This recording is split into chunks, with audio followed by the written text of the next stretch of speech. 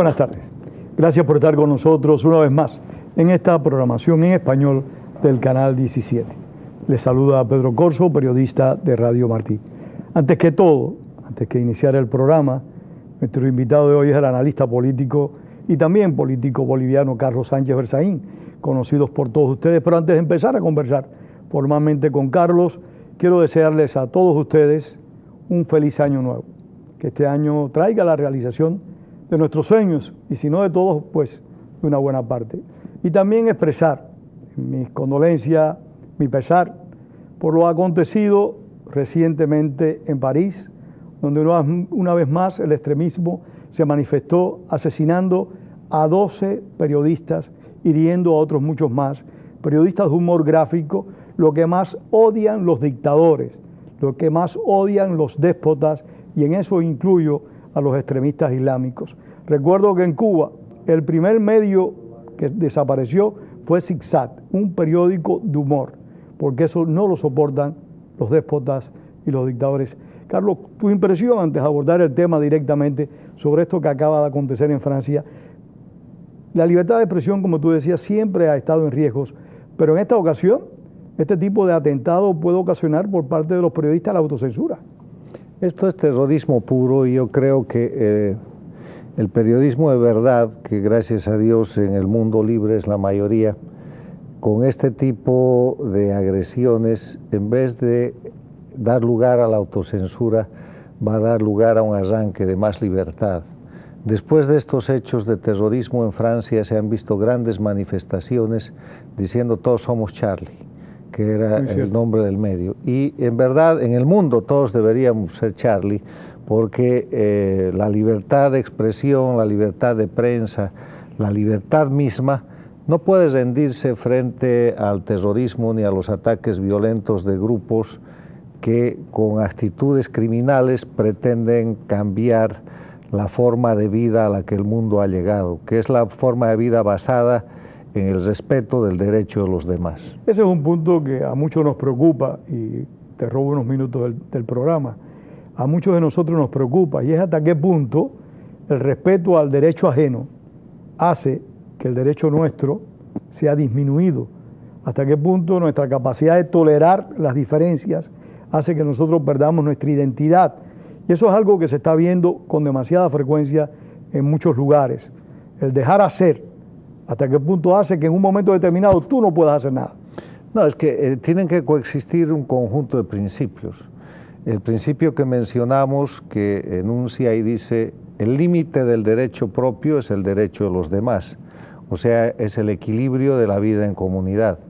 Pero esa vida en comunidad tiene que estar regulada por la garantía y el respeto de los derechos fundamentales y de los derechos humanos, el primero de los cuales es la vida. Y eso tiene que estar integrado en el marco de lo que es la democracia, que tiene como fundamento el Estado de Derecho, que enuncia que ningún ciudadano, por poderoso o por rico que sea, puede estar por encima de la ley. Entonces no son compartimientos estancos, son principios complementarios que hacen lo que nosotros conocemos hoy día como civilización, y que le ha tomado al ser humano bastante tiempo desarrollarla. Mucho sufrimiento y mucha pérdida de vida, mucha violación de esos derechos. Eso es algo similar a lo que estamos viviendo en algunos países en América Latina, donde el despotismo se ha ido afianzando, donde en alguna medida los gobiernos están tratando de restringir las libertades de expresión, incluido la libertad de movimiento, y persigue a sus ciudadanos de una forma u otra en muchas ocasiones, aunque hayan abandonado el país. Bueno, hay dos Américas. Si hablamos de América, del hemisferio, de la América Latina en particular, hay dos Américas. La América democrática, que gracias a Dios es la mayoría de los países, y la América no democrática o dictatorial. ¿Cuál es la América democrática? La América en la cual hay democracia, se respeta el Estado de Derecho, hay una justicia aceptablemente independiente, hay previsibilidad, o sea, se sabe lo que va a pasar porque hay una agenda electoral, se sabe cuándo llega un mandatario y cuándo se va, se sabe que cuando infringe la ley tiene sanción, hay alternabilidad, hay respeto a las libertades fundamentales y básicamente existe la posibilidad de que el ciudadano reclame. Hay prensa libre, Esa es la América en la que podemos poner, por ejemplo, a países como el Perú, como México, como Colombia, Chile, como Chile, la mayoría de los países centroamericanos, todos menos los de la América 2. La América 2 son los países dictatoriales liderados por Cuba, que es la dueña de la patente, la dictadura cubana, e integrados por la dictadura venezolana, la ecuatoriana, la boliviana y la nicaragüense. En verdad, hay 5 países en América Latina en los que no hay democracia. ¿Y por qué no hay democracia? Porque esos países no tienen nada de lo que he mencionado que corresponde a la otra América. No tienen previsibilidad, no respetan los derechos humanos, son países con presos políticos, con perseguidos políticos, con exiliados políticos, son países que han acotado y han hecho desaparecer la libertad de prensa. Cuando hablábamos de esta cosa de Francia, por ejemplo, venía a mi mente algo que pasó el 2014 en el Ecuador. Rafael Correa obligó a través de su aparato bien lubricado de justicia al servicio de la represión, de su justicia, al caricaturista Bonil a pedirle disculpas por una caricatura que había hecho en un periódico de distribución Muy nacional. Y eso ha generado censura y eso hace que inclusive estos artistas, estos talentosos vehículos de expresión de la libertad, pierdan su trabajo. Y que hacen la crítica con alegría, porque eso es la maravilla de la caricatura, que critican, pero a la vez te hacen reír. Bueno, además, no se trata de que la crítica tenga o no tenga razón, porque en eso consiste la libertad. Eso es parte del derecho. Tú al criticar puedes estar equivocado y la parte contraria tiene todo el derecho de refutar. Y además hay un elemento ahí.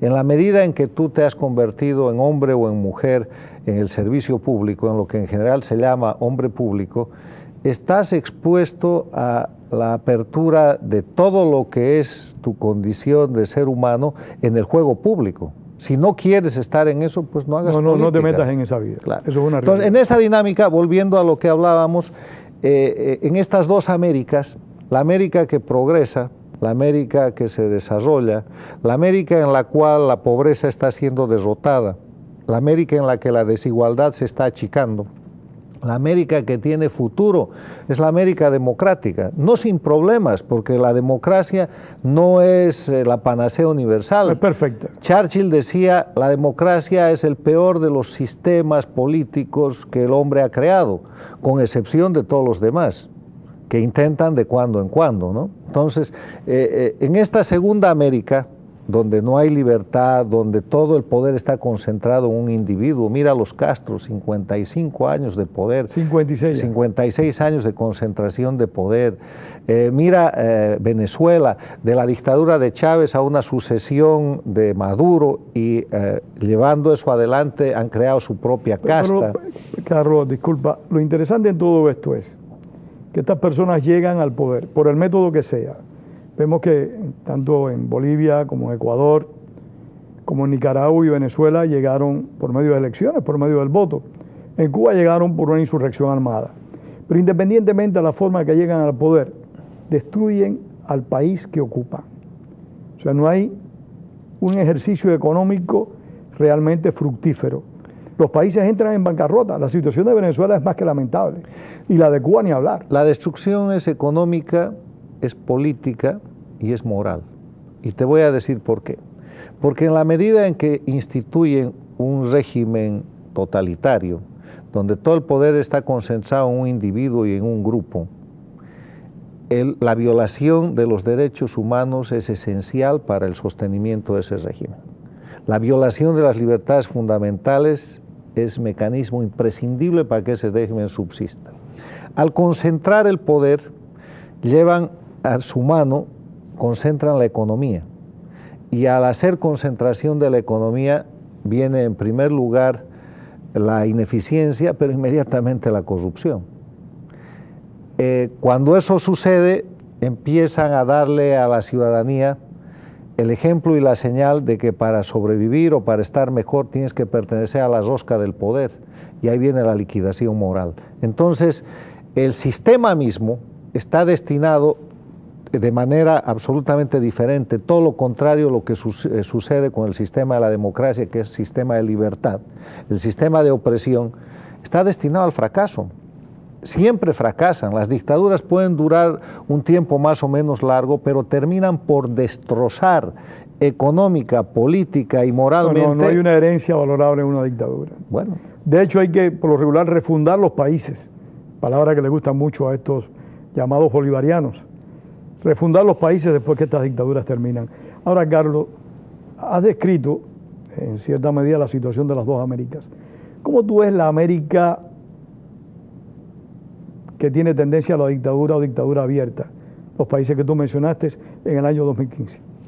Bueno, todos los países en las Américas van a estar acosados por el tema de la disminución de los precios de las materias primas, porque América Latina, con excepciones del Brasil, son vendedores de materias primas, vendedores de minerales, vendedores de vegetales, vendedores de materias primas, de commodities, y por el tema del petróleo, que tiene un punto mínimo de precio y que se va a mantener así, según los expertos, por bastante tiempo.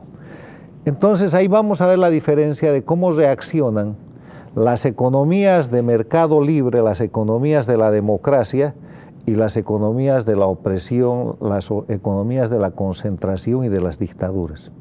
Mientras las economías de la democracia tienen mecanismos para equilibrar y para crecer en medio de esta amenaza, las economías de las dictaduras son economías con dictadores de los bolsillos rotos, porque estos gobiernos totalitarios funcionan en base a la prebenda, en base al exitismo económico, una clientela política muy grande, al desarrollismo, en base a decirle a la gente que ellos pueden hacer cuestiones populistas, entre comillas, que los otros gobiernos y que los otros predecesores del gobierno no podían hacer. Y tuvieron suerte en los últimos 10 o 14 años en América Latina, estos países, porque primero heredaron todo el trabajo de las democracias que existieron antes de ellos.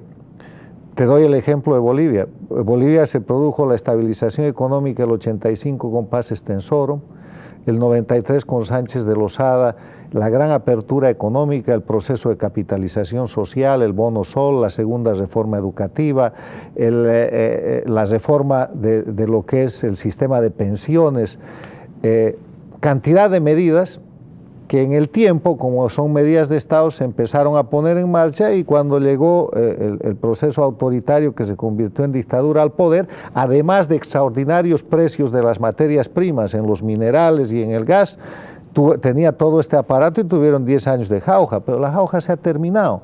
Ahora, estos países, Cuba, Venezuela, Ecuador, Bolivia y Nicaragua, son gobiernos de dictadores con los bolsillos rotos. ¿Qué van a hacer? No tienen manera de producir más dinero porque el financiamiento internacional está saturado, entonces están corriendo a la China a obtener créditos que en algún momento también se van a saturar, pero que son créditos de apuro. La China no presta barato, la China no presta con cuestiones de calidad, y además la China presta con productos chinos. No es como en su momento lo hizo la Unión Soviética, que prestaba asistencia ideológica. O sea, ellos no buscaban un contrapréstamo en base a lo que concedía, que fue lo que ocurrió con Cuba. China presta dinero a nivel capitalista. No, y además a unas tasas horribles. Ahora, la ventaja que tiene para estos dictadores es que hay una sombra de corrupción en la relación entre los gobiernos dictatoriales de América Latina y la China, que al parecer dejaría márgenes muy importantes para que estos gobernantes tengan su caja chica, que es en verdad muy grande, con muchísimos millones de sobreprecios, mordidas y cosas por el estilo. Te doy un ejemplo. Bolivia, Evo Morales le ha comprado a la China un satélite. El Perú ha comprado un satélite que hace 3 veces las funciones del satélite boliviano. El Perú le ha comprado el satélite a Francia.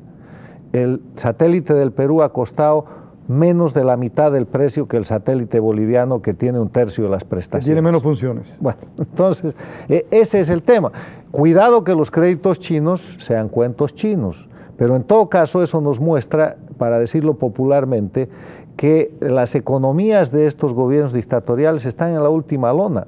Una manera de leer, por ejemplo, el tema esto, lo que se ha venido a llamar la normalización de las relaciones entre Cuba y Estados Unidos, en el lado de la decisión cubana, es que la dictadura cubana se ha visto forzada a avanzar y a apurarse en ese proceso porque se le ha acabado la inyección y el regalo de dinero de Venezuela, que en su momento sustituyó al de la Unión Soviética, y necesitan abrir el mercado.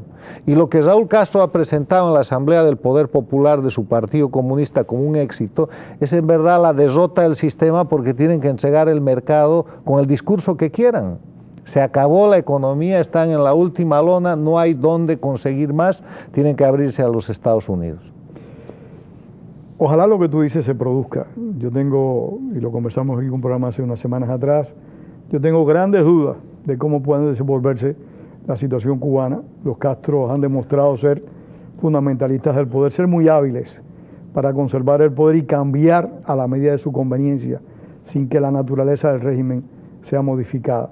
Pero regresando al resto de América Latina, ya que el tema cubano es un poco más peleagudo y tiene muchas más interrogantes. Regresando, por ejemplo, país por país, de los 5 que más nos interesan en este momento, por las condiciones sociales y políticas que en ellos imperan.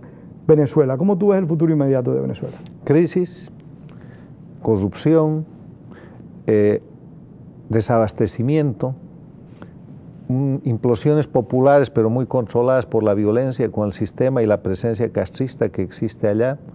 Y yo creo que lo que ha de terminar pasando en Venezuela es que se ha de producir un proceso hiperinflacionario, va a ir más allá de la inflación del más del 60% que tienen ahora, no han de poder controlar aquello, y estamos viendo que Venezuela es un país en el cual Chávez y Maduro han hipotecado el futuro de Venezuela a las 2 o 3 siguientes generaciones de venezolanos. La cantidad de deuda que tiene ese país, tiene prepagado, tiene que entregar el petróleo de los próximos 20 años. Entonces es una locura. Eso es crisis, crisis y crisis, y en ese escenario lo único que no puede pasar nada bueno. ¿Es posible un autogolpe en Venezuela, que el gobierno, ya lo presida Maduro, Cabello o cualquier otro que no imaginamos, pueda ponerse de acuerdo con los militares y generar un autogolpe para conservar el poder? Yo creo que es perfectamente posible, porque además eso forma parte de la metodología de exportación castrista. Les permite reprimir, les permite reasentarse en el poder, les permite ubicarse como víctimas y les permite terminar de eliminar a una oposición que hoy día técnicamente no existe. Después del encarcelamiento en Venezuela de Leopoldo López y de la coacción descarnada y vil contra María Corina Machado, entonces están vacunando a los opositores que no abren la boca. En todo caso, el pueblo ha de estar sensibilizado por el hambre, por la necesidad, y eso puede ser muy peligroso. Sí, cualquier cosa puede ocurrir. ¿Cómo ves la situación de Ecuador? Bueno, Ecuador es un país que durante los 2 últimos años, en el gobierno de Rafael Correa, no ha podido ejecutar su presupuesto general de la nación por déficit, por falta de dinero. Empezó, como todos los gobiernos estos populistas, gastó más de lo que tenía, y cuando empezaron a disminuir los ingresos, para generar liquidez emitieron bonos en Nueva York, les fue muy bien, captaron dinero, empezaron a tomar créditos de corto plazo, pero eso se ha terminado. Ahora están en la etapa en que han corrido a la China y la China les ha dado algo como $5.000 millones. Una vez que se termine eso, se acabó. Hay que tener presente, y disculpa que te interrumpa, que se produjo la reunión en China del CELAC. Sí, una cosa increíble, lo que están buscando es apoyo económico chino. No, están buscando liquidez inmediata porque no tienen. Y las dictaduras disfrazadas de democracia, con populismo como herramienta, no funcionan sin un alto nivel de liquidez que antes lo proporcionaba Chávez, lo proporcionaba el extraordinario precio del petróleo y de los minerales y de los commodities, y que hoy día no tienen.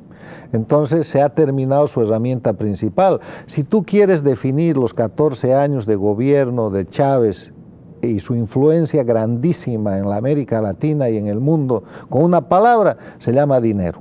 Y eso se ha terminado. Entonces, ahora, en el asunto del Ecuador hay un dato más. El año 2014, el año pasado, Correa, en ese país dolarizado, entendiendo que la dolarización en el Ecuador sirve para mantener la estabilidad, la dolarización se le ha convertido a Correa en un chaleco de fuerza, pero puede ser su garrote. Tú sabes que el garrote es una cuerda que se va... te va trancando el cuello poco a poco. Y que te termina por estrangular. Entonces, para salvarse de eso, como no puede todavía desdolarizar, eventualmente lo va a hacer, el 2014 Correa creó una moneda electrónica con la que ya se ha apropiado del ahorro interno, o sea, le queda muy poco por hacer, su margen económico es muy pequeño y además de eso ha puesto a correr el demonio de la reelección indefinida con el que se ha puesto al frente a todo el Ecuador. Yo creo que de los países con situación económica y política más crítica de estos 5, el Ecuador lo anotaría como peor importante. Que el de Venezuela. Por una razón, en Venezuela tienen el control total del aparato político, de la prensa, el sistema de la dictadura está mucho más arraigado y mucho más afincado. En el Ecuador, aunque Correa ha intentado hacerse los medios de comunicación, han quedado medios de comunicación libres, ahí está El Universo, ahí hay algunos canales de televisión, y aunque ha confiscado y se ha apoderado de los principales canales de televisión y medios escritos, hay un espacio de libertad que acotado, presionado y censurado hoy día existe. Y el otro tema, la oposición venezolana tiene posiciones muy importantes porque le han ganado las elecciones municipales el año pasado a Correa. Las alcaldías de las principales ciudades del Ecuador están en manos de gente que no pertenece al gobierno. Y más que eso, es un factor fundamental, es una base, es un embrión. O sea, hay elementos para pensar que en un momento de crisis la recuperación democrática del Ecuador puede ser más rápida con un pequeño elemento adicional, las Fuerzas Armadas. En el Ecuador Correa no tiene el control y la penetración que tiene en Venezuela. Entonces es una sintomatología diferente para un mismo tipo de enfermedad. Nicaragua. Nicaragua es un país que ha vivido y ha crecido mucho con el influjo económico del chavismo, se ha terminado, pero Nicaragua tiene una cosa que ninguno de esos 4 países dictatoriales tiene. Ha mantenido y lleva adelante, trabaja con la izquierda y con la derecha, como digo yo, el Tratado de Libre Comercio del Pacífico y está beneficiado por toda la inversión norteamericana y canadiense. El año pasado Walmart ha invertido más de $70 millones y ha abierto 60 supermercados en Nicaragua. Las inversiones extranjeras van de lo mejor y el dictador Ortega respeta aquello, no se mete con eso porque él mismo se ha vuelto empresario privado y forma parte de muchos emprendimientos. Okay. Pero hay un problema de que la inversión se va a bajar porque no hay recursos. Entonces, para reemplazar esa inversión que Ortega ya venía a venir, él se ha metido en el tema del canal transoceánico, que es un tema muy escabroso. Primero, es con los chinos. Segundo, tiene que ver con la ruptura de un medio ecológico al que Nicaragua entera, creo, se opone. Y han empezado las resistencias y han empezado los hechos de violencia. Pero no dudes que la apuesta de movilización económica de reemplazo que Ortega ha buscado es el canal interoceánico y hay que ver lo que pasa. En todo caso, la economía de Nicaragua es una economía absolutamente neoliberal en lo privado, con un gobernante que es un dictador de izquierda que también se ha vuelto capitalista. En los pocos minutos que nos quedan, descríbenos la próxima situación de Bolivia. Bueno, Bolivia tiene el influjo cocalero. Es el único país que ha logrado poner en sus cifras oficiales la influencia del cultivo de la coca ilegal, porque Evo Morales, el jefe del gobierno, es el líder cocalero más importante. Ellos dicen que van a crecer 5% este año, pero han aceptado públicamente que de ese 5%, 1%, o sea, la quinta parte, es la coca. Y no es así, es más la coca. Bolivia se jacta de tener $15.000 millones de reservas, pero la deuda interna pública son casi $8.000 y la deuda externa son más de $7.000. O sea, si sumas los dos, no hay reservas. Pero además no están registrados los créditos chinos. Lo que yo preveo en Bolivia, que tiene en este momento una sensación económica de tranquilidad e inclusive de bonanza, fruto del efecto multiplicador del narcotráfico que va de abajo arriba, no es como el gas que viene de arriba abajo, como los minerales. El narcotráfico va de abajo arriba y eso hace sentir bien a la gente. No, pero además alimenta dinero desde la base social. Lo que va a pasar en Bolivia en algún momento es que se vislumbra inconvenientes con la banca, eventualmente un corralito y crisis en el mediano plazo, porque tampoco hay ingresos. Se acabó el precio del gas, los minerales han vuelto a bajar a situaciones en las cuales la producción boliviana no puede competir. Carlos, hablaste de que en Ecuador Correa no logra tener el control sobre la prensa que tienen en Venezuela, control total. Que Correa no tiene el control tampoco de las Fuerzas Armadas que hay en Venezuela. En Nicaragua sabemos que Ortega tiene un control sobre las Fuerzas Armadas, evidentemente, y tiene un relativo control sobre la prensa, aunque no en su totalidad. O sea, hay ciertas similitudes con Ecuador.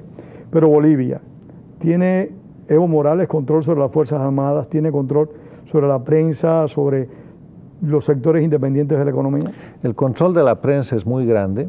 Los medios que no han sido comprados por el gobierno a través de palos blancos venezolanos o de otro tipo y de los propios nacionales del gobierno están acotados y reducidos. Hay autocensura en la prensa, confesada bajo cuerdas por los propios periodistas, que no pueden hablar en público.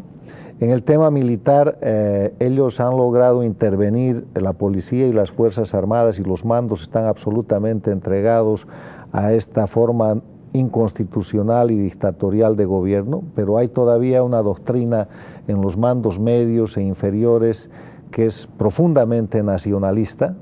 No creo que sea eso una amenaza para el gobierno. La amenaza para el gobierno es la economía y es el narcotráfico. Los pies de barro del gobierno de Evo Morales son su ineficiencia, la economía que la han destrozado absolutamente, aunque ahora parezcan signos de éxito y de bonanza, y el narcotráfico. Y a Evo Morales se le van a ir cerrando sus dos principales mercados del narcotráfico, el Brasil y la Argentina. El Brasil porque la oposición es muy grande y sabe que la droga que Bolivia le exporta le hace muchísimo daño, y en la Argentina porque va a haber un cambio de gobierno y va a perder la socia que le tolera todo, incluido el tema del gas y el narcotráfico. Son situaciones realmente, la de Argentina y de Brasil, interesantísimas, pero como tú bien dices, la situación de Argentina se define ya en los próximos meses y vamos a ver qué parece. Bueno, lo que sabemos es que en la Argentina los Kirchner no se quedan en el poder, van a perder el poder. Entonces, el cambio que se produzca en diferentes grados representa también un cambio con relación a la influencia, al socapamiento y al hecho de ser prácticamente socios de un proyecto no democrático que han sostenido en Bolivia. Carlos, muchísimas gracias. Muchísimas gracias a Carlos Sánchez Berzaín por haber estado con nosotros y a ustedes por haber compartido esta tarde. Y recuerden, como decía el apóstol José Martí, la palabra es para decir la verdad y no para encubrirla. Carlos, gracias. Otra vez, encantado. Gracias. Y feliz año nuevo. Nos vemos el próximo domingo. Tengan todos muy buenas tardes.